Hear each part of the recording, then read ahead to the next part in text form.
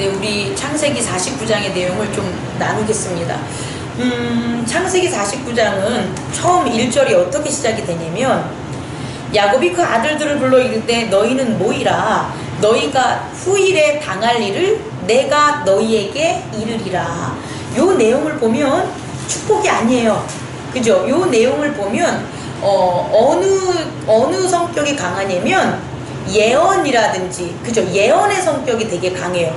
그리고 영어로 봐도 what will happen to you in days to come. 너에게 오는 days에, 날들에 일어날 것을 내가 전하겠다라는 거죠. 그래서 지금 야곱은 예언자로서의 모습으로 아들들을 부른 거죠. 자, 그러면 우리가 축복이라는 게 뭐냐? 오늘 이 49장의 주제는 야곱이 아들들을 축복함이잖아요. 그 축복함은 맨 뒤에 수미상관으로 보면 어디 나오냐면 28절에 그들 각 사람의 분량대로 축복하였더라 이렇게 맺어지는 거예요. 뒤에 이제 야곱이 죽는 것은 이제 다른 그 스토리니까 따로 분리를 한다면, 그러면 장래의 일을 알려줌으로 모여서 마지막에 마무리는 뭐로 한다? 축복으로 한다라는 거죠. 그렇다면 우리가 하나님의 축복, 다시 말해 하나님의 백성들이 누리는 축복의 하나의 우리가 특징을 찾는다면 그 축복은 예언이에요. 이 예언은 어떤 미신적이나 주술적인 예언이 아니라, 미신이나 주술적인 예언은 말 그대로 미신들이 하는 일에 대한 예언이 되겠죠. 주술도 마찬가지죠. 주술의 주체가 귀신 아니겠습니까? 귀신들이 하는 일을 미리 아는 거예요. 근데 우리는 축복, 우리의 그 하나님을 믿는 사람들, 하나님의 백성들의 예언은 뭐냐면 하나님이 하실 일을 아는 거예요. 엄청난 구별이죠. 왜냐하면 이렇게 보면 돼요. 미신들은 하나님의 일을 알지도 못하고 막지도 못해요. 하지만 하나님은 미신들의 일을 막을 뿐만 아니라 박멸까지 하신다는 거예요. 그 권세가 우리에게 있기 때문에 미신들이 하는 일을 미리 아는 예언은 축복이 될 수 없어요. 왜냐하면 완벽하지 못하고 거룩하지 못하기 때문이에요. 이 축복이라는 건 뭐냐면 완성됨이 그 결과가 돼야 된다는 거예요. 그러니까 하나님의 예언은 축복이 된다는 거예요. 다시 거꾸로 말하면, 역으로 말하면 하나님의 축복이 뭐냐 그러면 예언을 아는 게 축복이라는 거예요. 하나님이 하실 일을 아는 게 축복이 되는 거예요. 자, 이 축복은 언제부터 있었냐? 언제부터 있었어요? 태초부터 있었죠. 비단 우리가 아는 그런 모습으로 보면 이런 축복이 있는 거예요. 누구의 축복이냐? 바로 아담에게 준 축복 중에 너희가 선악과를 먹으면 죽을 것이다 라는 그 얘기는 선악과를 먹지 않으면 뭐가 되는 거예요? 사는 축복이 있다라는 거예요. 이건 하나님께서 앞으로 이루어질 일에 대한 걸 아담에게 알려준 거예요. 다시 말해 하나님의 말씀이 우리에게 주는 건 장차 앞으로 하나님께서 하실 일에 대한 예언인데, 그 예언이 뭐가 된다? 축복이 되는 거예요. 우리를 구원한 건 축복이죠. 왜? 예수 그리스도로 말미암아 우리가 축복을 받은 거잖아요. 그 축복, 구원, 그게 뭡니까? 다시 말해 하나님께서 종국의 마지막에 음부와 사망을 뭐 하겠다? 심판하시겠다라는 거예요. 내버려 두지 않겠다는 거예요. 그럼 그것을 아는 우리들, 그것이 예언이 되는 거죠. 대예언이 되는 거죠. 그것을 아는 자는 결국 사망과 음부에 속한다, 안 속한다? 안 속한다. 죄에 속하지 않기 때문에 뭐가 되는 거냐? 축복이 된다라는 거예요. 이게 바로 축복이라는 거예요. 우리는 막 복이라고 하면 우리가 얻고 싶은 재물이라든지 갖고 싶은 어떠한 환경이라든지 혹은 기타 등등 문제에 대해서 이렇게 환란에서 벗어나는 것, 이런 미시적인 것을 축복이라고 알고 있는데, 그런 미시적인 것에서 벗어날 수 있는 게 뭐냐 봤더니 하나님이 장차 일어날 수 있는 걸 가르쳐 주면 오히려 미시적인 일에 당한다, 안 당한다? 안 당한다. 그 길로 안 가면 되니까 그럼 당연히 그 사람에겐 뭐가 되는 거예요? 축복이 된다는 거예요. 그래서 축복의 첫 번째 특징은 앞으로 일어날 수 있는 예언, 그 예언을 야곱 이스라엘이 자녀들에게 했는 게 바로 뭐다? 축복이다. 근데 잘 보니까 어떤 일들이 벌어지냐면 그들 각자의 분량대로라는 28절 말씀처럼 각자의 분량대로 이들이 살아가는 거예요. 그러니까 어느 누구도 하나님은 막 줄을 세워가지고 동일한 제품으로 찍어내지 않는다는 거예요. 근데 세상은 안 그렇죠. 세상은 앞으로 일어날 일에 대해서 몰라요.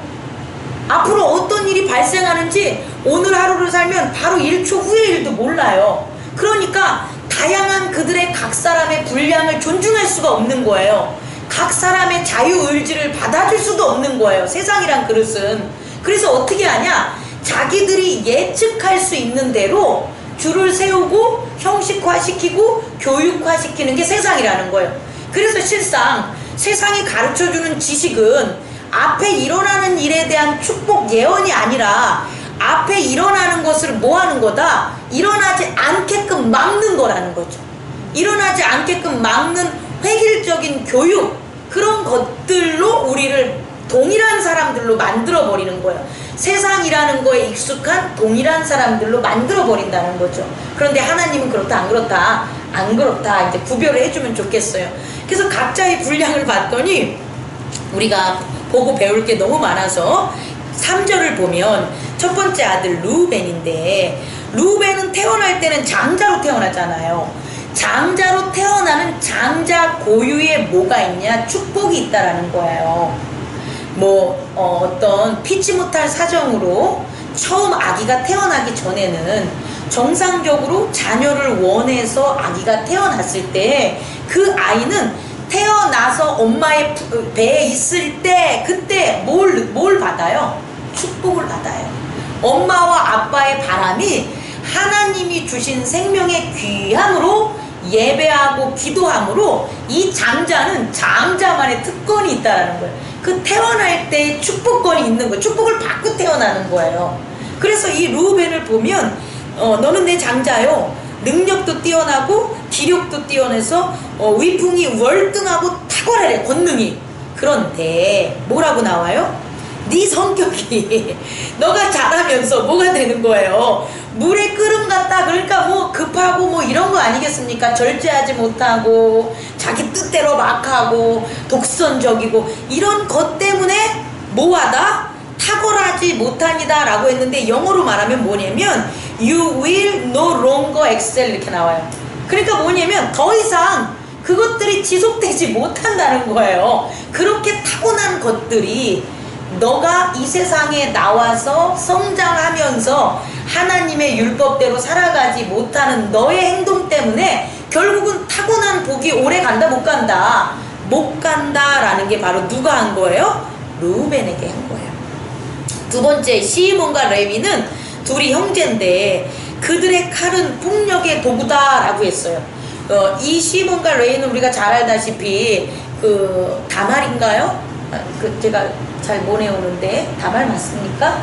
그 여동생이 이렇게 당했을 때 그들을 갖다가 아빠는 죽이지 말라고 하는데 다 죽이는 그런 일들을 하잖아요. 그러니까 이들은 이와 같은 둘의 힘과 제 생각에는 어떤 칼싸움과 전쟁의 이런 능함이 그들이 살아가는 도구가 됐다 그 소리예요. 그런데 니들이 내 아들이지만 나는 니들과 상관없다는 거예요. 6절을 보면 내훈아 내 영광아 나는 그들하고 같이 있지 않겠다는 거예요. 뭐라고 하냐면 그들의 혈기대로 소의 발목 힘줄을 끊었는데 나는 그들과 함께 안 있다는 거예요. 왜냐하면 그들의 혈기대로 그들이 한 칼의 폭력의 도구가 뭘 받기 때문에? 저주를 받기 때문이에요. 이거 복을 빌었는데 이들에게 있어서는 뭐가 나오는 거예요? 저주가 나오죠. 그래서 우리가 흔히 이 야곱이 이 사람이 잠깐 나이를 먹어서 실성했나? 이렇게 생각할 수 있겠지만 아니에요. 잘 봐요. 끝까지 가야 돼요. 이들이 한 일만 바탕으로 한다면 이들은 혈기대로 폭력을 도구화시켰기 때문에 저주받는 게 마땅하다는 거예요. 이건 앞에 루반과 동일하다는 거예요. 그런데 미리 말씀을 드리자면 까먹을까봐 말씀하는 거예요. 뒤로 넘어가면 18절에 이렇게 나와요. 뭐라고 나오냐면 다 같이 읽어보세요. 시작. 여호와여 나는 주의 구원을 기다리나이다. 아멘. 이게 축복이라는 거예요. 다시 말해 루벤이라든지 시몬과 레이는 그들이 태어나고 그들이 자라면서 그들의 혈기대로 그들의 어떤 주관대로 생각대로 이러한 범죄로 갈 수 있지만 이렇게 살아갈 수 있지만 아버지 누구? 아버지 이스라엘의 기도 때문에 뭘 기도? 하나님 아버지 저들을 뭐 해달라고 구원해 주십시오가 뭐가 되냐? 축복이라는 거예요.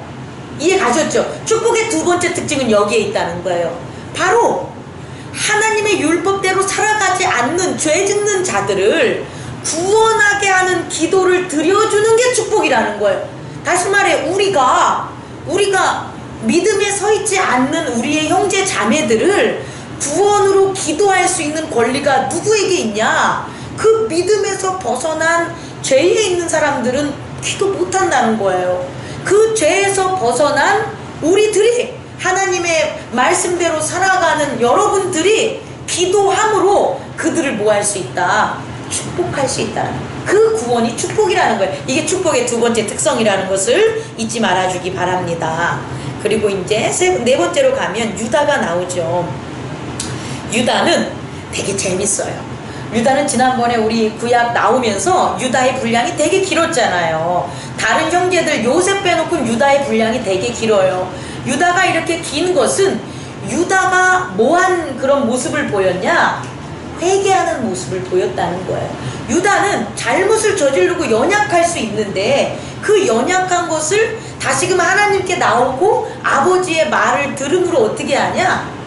고치는 그런 모습들이 있다라는 거예요. 근데 그게 여기에서 오늘 이스라엘 야곱에 대한 기도에서 뭐가 나오냐면 구절을 보면 이렇게 나와 있어요. 유다는 사자 새끼로다. 내 아들아 너는 움킨 것을 찢고 올라갔도다. 움킨 것을 찢고 올라갔다는 건 뭐냐면 그가 자기가 움켜진 것이 있을 수도 있고 혹은 그를 움켜지게 한 외부적인 것도 있지만 그 모든 것을 뭐 했다? 찢고 올라갔다는 거예요. 다시 말해 그의 유혹이라든지 죄라든지 악에 있는 그런 것으로부터 유다는 어떻게 했다라는 거예요? 찢고 올라갔으니까 그가 엎드리고 웅크림에 숫사자 같고 암사자 같으니 누가 그를 뭐 할 것이요? 범할 수 있으랴. 이렇게 다시 말해 죄 중에 고난을 받았는데 고난을 받고 기부업 죄에서 빠지는 게 아니라 죄 중에 고난을 받아도 오히려 그것이 회개함으로 다시 하나님께 나아가는 게 연단이라는 거예요.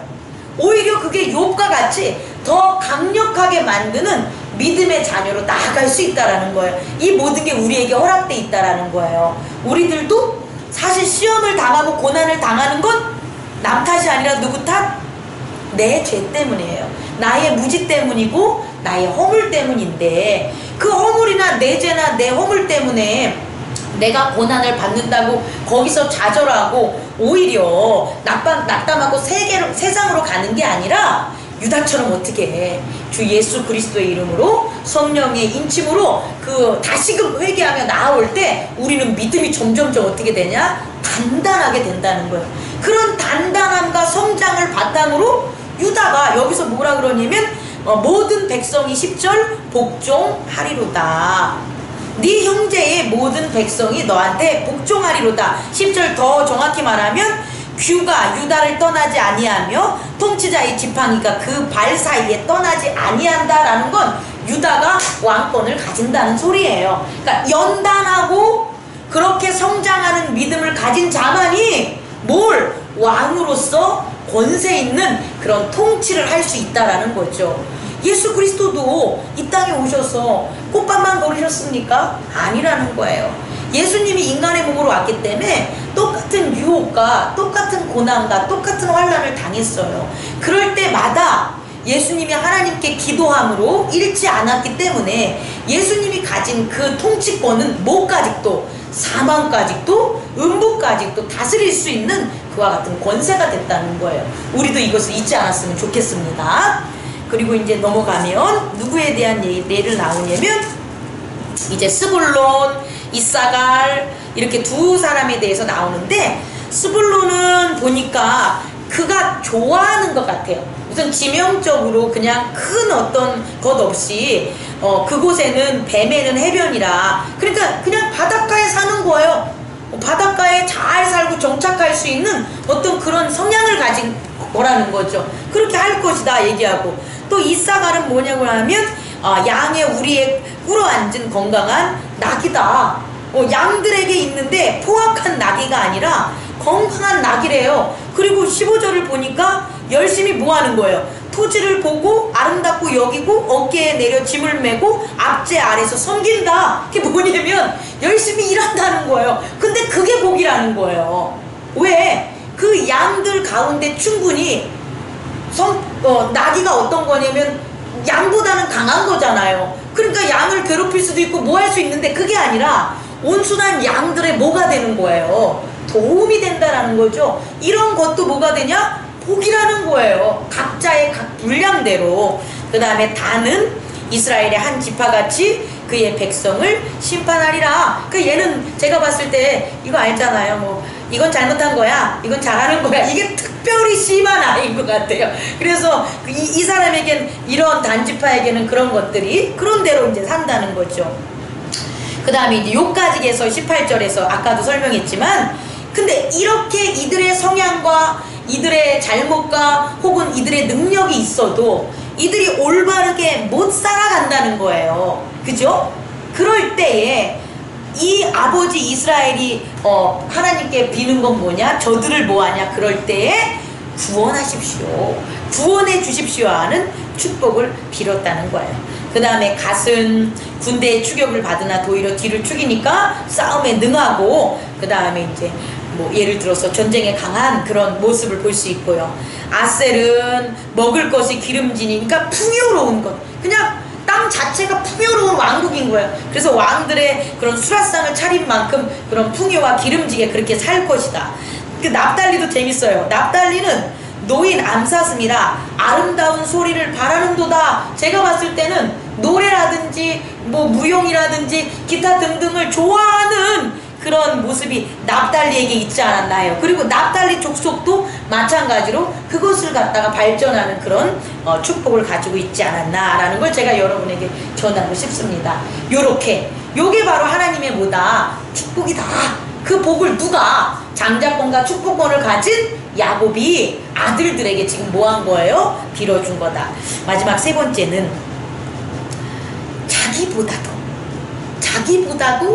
더 큰 믿음으로, 자기보다도 더 큰 하나님에 대한 신뢰로 살아온 요셉에 대한 그런 축복이 나와요. 이 축복에 있어서는 자신의 생각이 없어요. 아주 재밌지 않습니까? 요셉을 축복할 때는 전반적으로 뭐라고 나오냐면 요셉 자신에 대한, 아들에 대한 평가가 없어요. 오히려 요셉을 해하게 만드는 그런 것들이 있죠. 예를 들어서 무성한 가지들이 있는데 요셉은 뭐다? 샘이다. 샘이라는 게 나온다는 그런 반전이 있고, 또 하나는 활 쏘는 자가 그를 학대하여 적개심으로 뭐라고요? 쏘았는데 오히려 어떻게 된다고요? 도리어 굳세며 그의 팔이 힘이 있다. 이렇게 요셉에 대한 개인적인 캐릭터나 그런 성격이 아니라 요셉 자체가 하나님께 나아간 믿음과 신뢰를 야곱은 알기 때문에 오히려 요셉에 대한 찬양에 가까운 그런 축복을 해준다는 거예요. 아들을 떠난 거예요, 사실은. 아들로서 축복한 게 아니라 하나님의 자녀로서 축복해 준 거죠. 그래서 모든 환난과 역경에서 요셉은 어떻게 하냐? 오히려 승리한다라는 거예요. 근데 왜 승리하냐 봤더니 바로 하나님이 등장하는 거예요. 어떻게 등장하냐? 이는 야곱의 전능자 이스라엘의 반석의 목자의 손에 힘입었다. 다시 말해 이스라엘의 전능자의 손이 항상 요셉을 뭐했다? 도왔다. 또 내 아버지 하나님으로 말미암아 그가 너를 도우실 것이오. 그러니까 이 그리스도인데, 구약에 나타난 그리스도의 모습인데, 하나님을 함께 섬기는 우리 조상들의 대대로 이어온 그와 같이 너도 그리스도 안에서 도움을 받을 것이라는 거. 또 전능자로 말미암아 그가 내게 뭘 줄 거다? 복을 줄 거다. 다시 말해 야곱에게 비는 축복은 아들로 대하는 게 아니라 자기보다 훨씬 더 동등하거나 이미 축복을 받은 하나님에 대한 복, 찬양을 지금 요셉에게 한 걸 우리가 볼 수 있다라는 거예요. 다시 말해 이거라는 거예요. 세 번째 축복은 뭐냐면 개개인의 캐릭터로 축복을 비는 게 아니라 하나님을 섬길 때에 그 하나님을 드러냄을 나타내고 찬양하는 게 뭐가 될 수 있냐? 복이 된다는 거예요. 세 번째 복은 바로 여기 있다는 거예요. 이게 바로 축복권이 된다, 축복이 된다라는 걸 여러분에게 드리고 싶습니다. 그리고 그 다음 7절을 보면 베냐민은 물어뜯는 일이라 아침에는 빼앗은 것을 먹고 저녁에는 움킨 것을 나눔이라. 이 베냐민도 제가 보니까 요셉과 떨어져 지낼 때 아주 마음고생을 되게 많이 해가지고 사는 것에 있어서 아주 이렇게 치열하게 사는 그런 모습들을 우리가 볼 수가 있습니다. 우리 28절 읽겠습니다. 시작. 이들은 이스라엘의 12지파라. 이와 같이 그들의 아버지가 그들에게 말하고 그들에게 축복하였으니 곧 그들 각 사람의 분량대로 축복하였더라. 아멘. 마지막으로 여러분에게 얘기하고 싶은 것은 종합적으로 축복이라는 것은 결국 그들의 분량대로 그들이 나아갈 때에 그들이 죄를 짓는 곳에 있다면 죄에서 벗어날 수 있는 구원을 갖다 빌어주는 게 축복이고, 그들의 분량대로 나갔지만 하나님의 온전한 충성으로 말미암아 그들이 뛰어난 믿음 안에 있다면 그 또한 하나님의 역사를 인정해주는 게 바로 뭐가 된다? 축복이 된다는 것을 우리가 배웠습니다. 그런 축복을 나누려고 행복나눔 교회를 세운 거예요. 이 축복, 구약에 있었던 이 축복은 신약의 예수 그리스도를 통해서 동일한 방법으로 오늘 교회에 있는 우리들 각 성도들에게 이루어질 거예요. 여러분 각자의 분량대로 그 분량에서 믿음 안에 나오는 게 부족하다면 함께 기도함으로 구원으로 갈 수 있는 그 길이 열릴 거고, 또 하나는 여러분의 분량에 충실하고 우리 신약에 나오는 착하고 충성된 종의 모습으로 우리가 살아간다면 우리는 요셉의 축복으로 이 교회에서 하나님의 복을 나타내는 그런 어떤 축복이 우리 눈으로 우리 모두에게 나누어지는 그런 모습으로 나타날 수 있다라는 거죠. 이 축복을 누가 빌었냐? 신약에서는 예수님께서 제자들에게 혹은 찾아온 무리들에게 빌었다는 거예요. 그런 걸 기도했다는 거예요. 우리 또한 동일하게 그것을 기도함으로 축복을 나누는 저와 여러분들이 됐으면 좋겠습니다. 아멘. 꺼주시기 바랍니다.